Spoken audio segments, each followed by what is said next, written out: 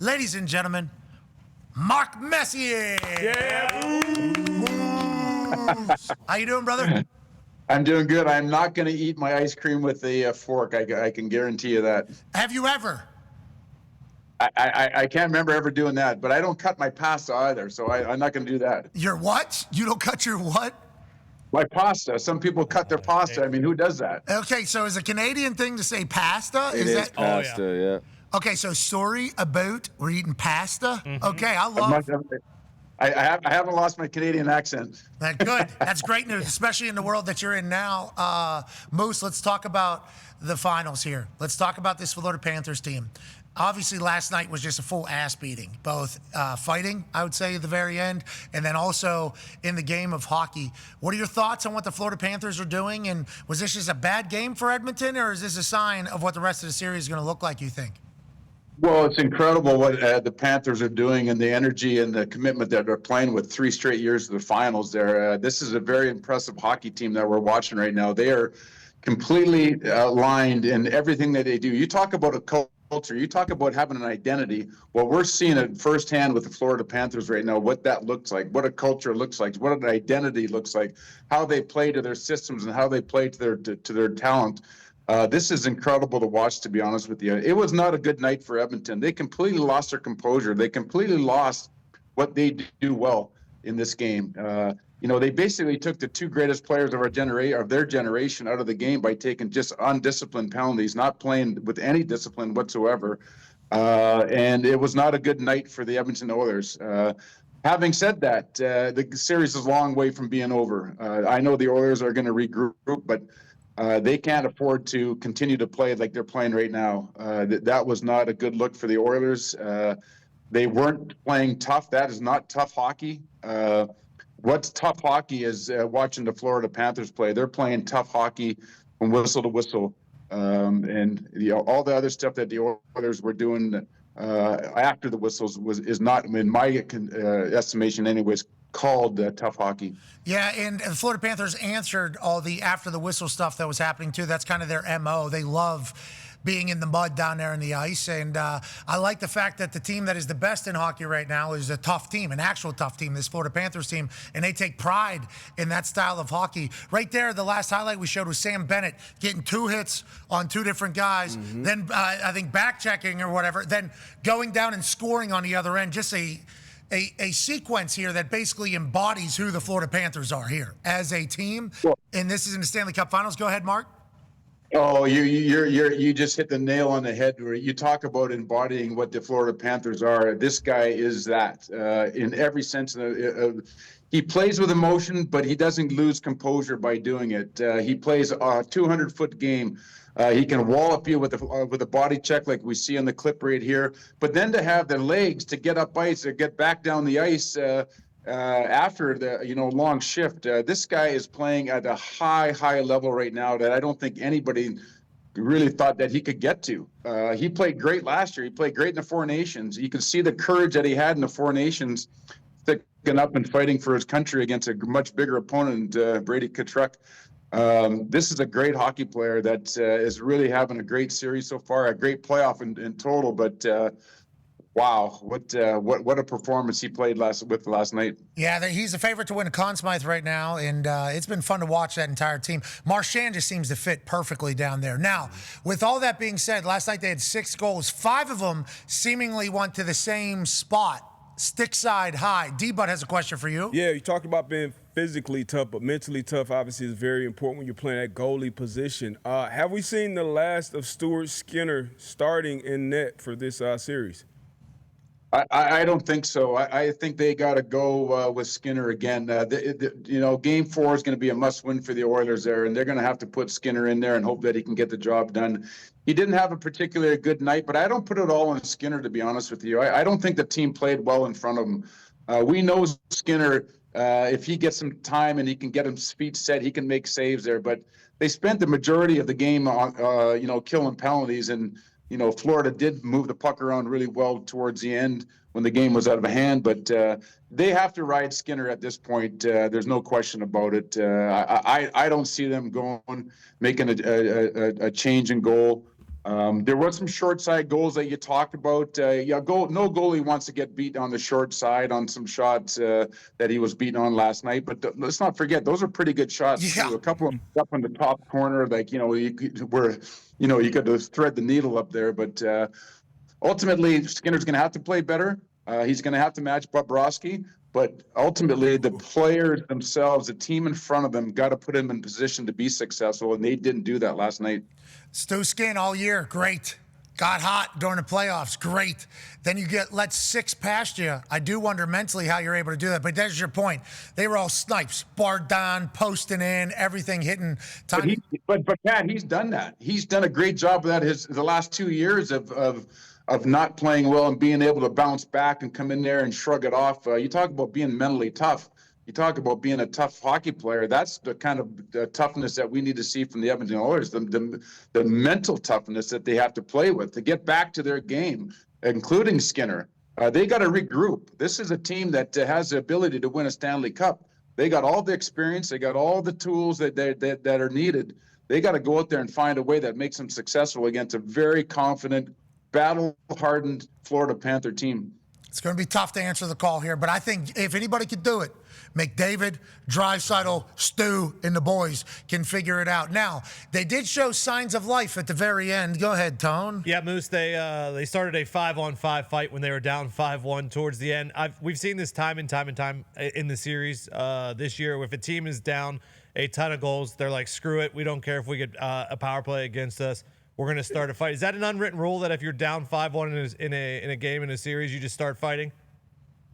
Look, I just don't see the benefit of it, to be honest with you. I think that if the Oilers want to play tough, they should be playing tough when the game's still in the balance from the opening faceoff. But the fact is that both teams have to be more disciplined.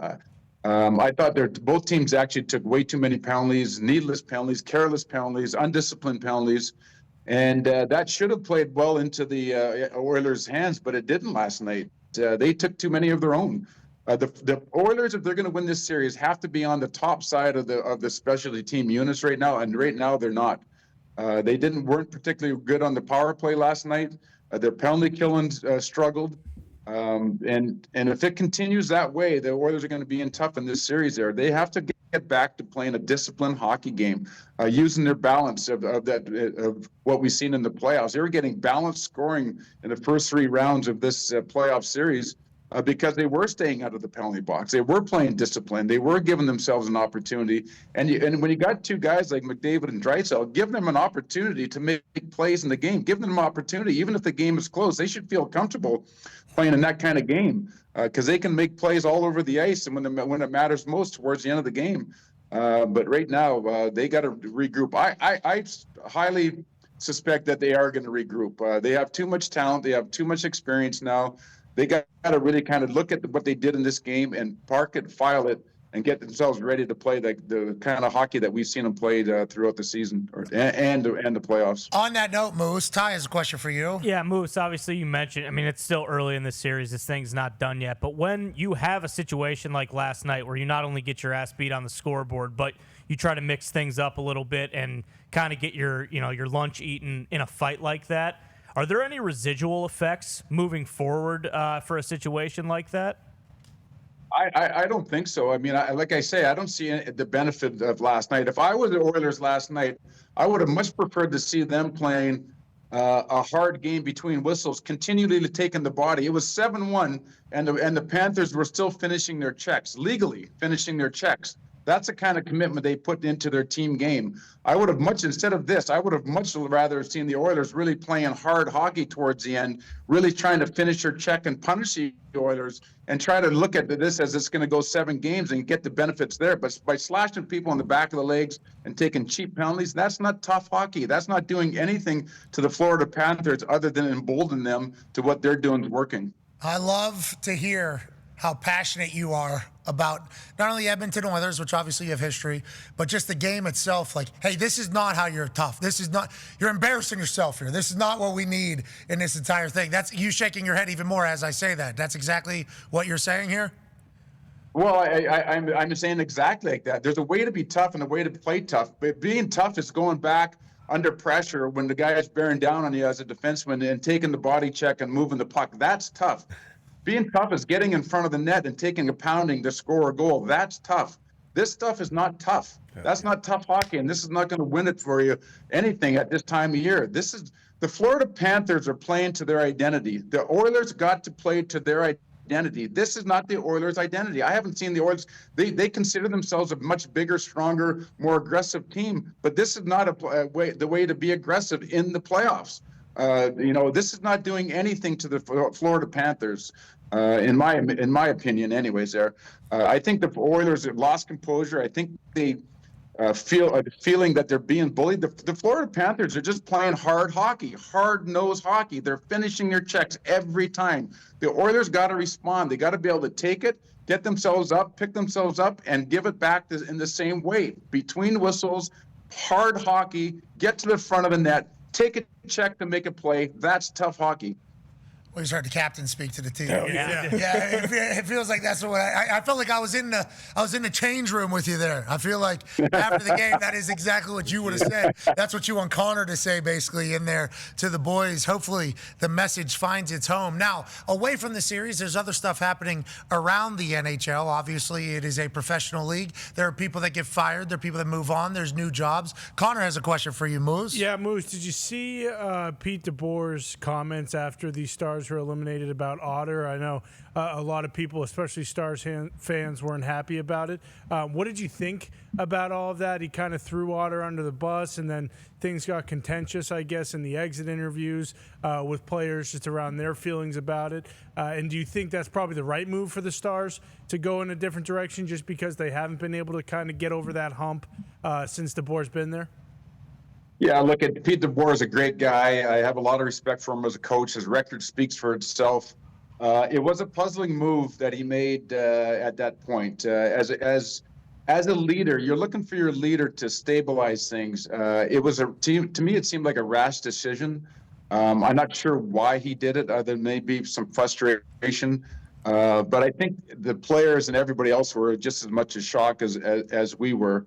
And obviously that's what happened. But composure is very, very important when the pressure's on and when the pressure gets to its highest levels.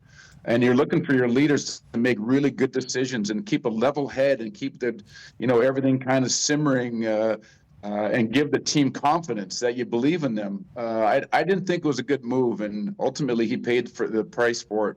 How much can a coach change things? For instance, I'm a Pittsburgh Penguins fan, and I seen Coach Muse for the first time on a photo that, Beast. He's changing things. Yeah, you heard his voice, though. I heard his voice, too. He's got a deeper voice, and it's like, okay, I know nothing about this guy. I think I probably should, but I know nothing about him other than this photo in one 30-second clip of listening to him speak. Whenever you get a new coach in town, what should we be looking for? Like, if he's had success in previous places, his style of coaching, like in hockey, what is the most important thing for a coach to be able to do? More specifically, this Pittsburgh Penguins team getting back in the Stanley Cup conversation. Well, you can throw away all the X and O's there because I think it's pretty much a copycat league and everybody's basically doing the same systems and whether you can communicate that well is another thing. To me, it's all about, can you inspire a player? Can you help the player believe in himself and then the team? Can you give them a roadmap and a belief system that what we're going to do and how we're going to approach this year is going to bring us success, and then see success on top of that? That to me is what makes a great coach. And I think that some do it very well. And we've seen history of coaches that have lasted a long time. I just have so much respect for the coaching institution and the people that do it really, really, really, really well. And it's not easy. There's a lot of things that coaches have to deal with, but ultimately you're talking about interpersonal relationships as a head coach. You're talking about can I get the best out of this player? You have to get to know that player on a deep level. Because sometimes players need a kick in the ass, other times they need a pat in the back. You can't treat every player the same. There's so much that goes into the psychology of coaching and to get the best out of your players. But the guys that do it well, and we're seeing a classic case of this happening in Florida right now with Paul Maurice, a seasoned veteran coach, has had a lot of failures in his coaching career. He's learned a lot, but when you see the coach and the player relationship that we're seeing in Florida right now, that is a higher level as it gets.